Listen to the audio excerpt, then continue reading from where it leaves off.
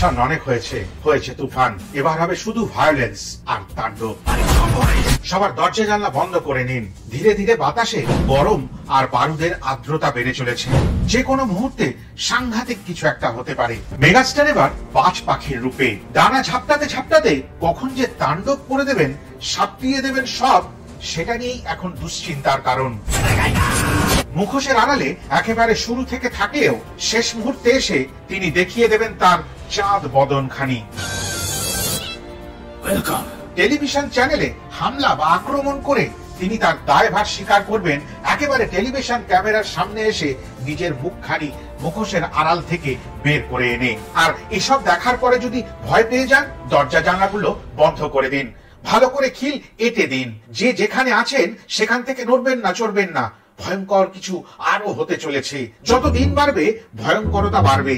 এ তো কেবলমাত্র তাণ্ডবের ফোরকাস্ট এলো, এখনো তো টিজার, ট্রেলার, গান, আরো অনেক কিছু আসার বাকি আছে। তবে একটা কথা বলতে হবে, ফোরকাস্টের শুরুতে প্রথমে মেগাস্টারের চরণ তল আর শেষে তার চোখ যুগল, এ দেখে প্রাণ জুড়িয়ে গেল।